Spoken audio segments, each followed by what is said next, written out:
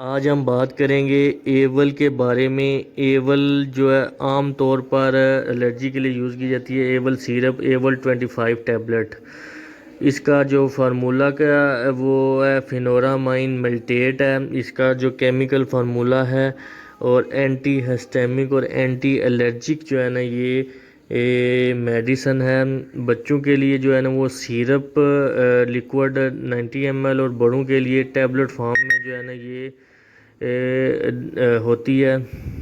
اس کی پیکنگ دیکھ لیں آپ، اور اس کی پرائس جو ہے نا وہ بھی کافی جو ہے نا لو پرائس ہے اس کی۔ 237 جو ہے نا وہ اس ڈبے کی پرائس ہے، جس میں 250 ٹیبلٹ پڑی ہوتی ہیں جو کہ الرجی کے لیے استعمال کرتے ہیں۔ اس کے بینیفٹس کے بارے میں آپ کو بتائیں گے، سائیڈ ایفیکٹس کے بارے میں بتائیں گے آپ کو۔ یہ سیزنل الرجی کے لیے استعمال ہوتی ہے، سنیزنگ کے لیے، رنی نوز کے لیے۔ موسم کی جو تبدیلی کی وجہ سے الرجی ہو جاتی ہے نا ان کے لیے یہ بہت ہی مفید ہے۔ پولن الرجی کے لیے جو ہے نا یہ کافی جو ہے نا وہ مفید ہے۔ پیٹس، جانوروں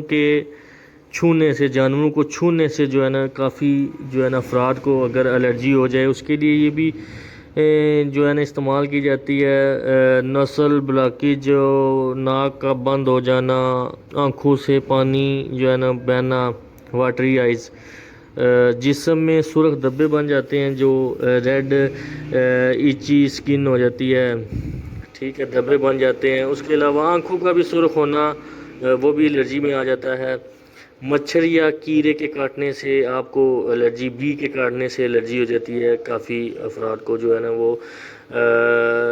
اس کے علاوہ ادیمہ، جسم کے کسی حصے میں سوزش، پاؤں کے یا ہاتھوں میں یا آپ کے چہرے پہ اگر سویلنگ ہو جائے تو اس میں بھی یہ دی جاتی ہے۔ اس کے علاوہ وومٹنگ بھی الرجی کی سمٹمز میں آ جاتا ہے۔ بعض دفعہ آپ کا الرجی سے وومٹنگ ہوتی ہے، اس میں بھی یہ میڈیسن دی جا سکتی ہے۔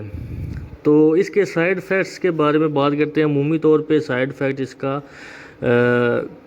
بہت ہی کم افراد میں ہوتا ہے، لیکن اس کے سائیڈ ایفیکٹ میں اگر ہو تو چکر کا آنا، اس کے علاوہ ڈرائی ماؤتھ، مسل ویکنس ہو جاتی ہے، اور یورینری ڈسٹربنس ہو سکتی ہے۔ آپ کو پیشاب کا جو ہے نا وہ ڈسٹربنس اس میں پیشاب میں ہو سکتی ہے۔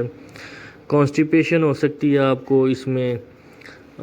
یہ سائیڈ ایفیکٹ اس کے جو ہے نا وہ ہو سکتے ہیں۔ اب بات کرتے ہیں کون سے افراد اس کو نہیں لے سکتے۔ ہائپر سینسٹیویٹی والے افراد اس کو نہیں لے سکتے، استھما والے، پریگننٹ وومن جو ہے نا وہ اس کو نہیں لے سکتی۔ اس کے علاوہ جن افراد کو پروسٹیٹ گلینڈ کا جو ہے نا وہ اگر مسئلہ آتا ہے تو وہ اس کو نہیں لے سکتے، یا ڈاکٹر کی ہدایت کے مطابق آپ لیں۔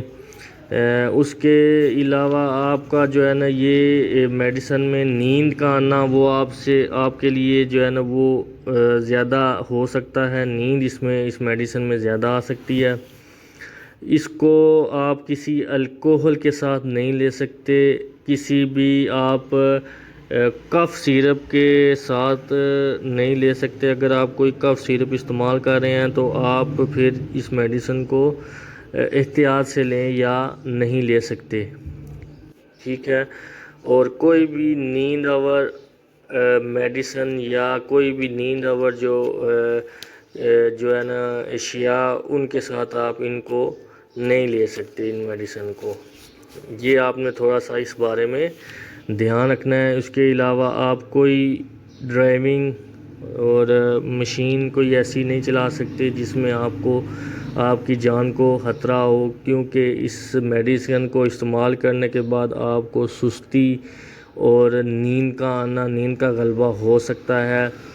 نہایت ہی سادہ الفاظ میں آپ کو سمجھانے کی جو ہے نا وہ میں کوشش کرتا ہوں کہ آپ کو سمجھ آ جائے اور آپ اس کو نوٹ کر لیں، اور آپ کے جو ہے نا عام معاملات زندگی کے جو میڈیسن آپ استعمال کرتے ہیں بغیر پرسکرپشن کے، بغیر ڈاکٹر کے، وہ آپ جو ہے نا اپنے جو ہے نا دیکھ کے اور اپنی صحت کے مطابق آپ اس کو استعمال کریں۔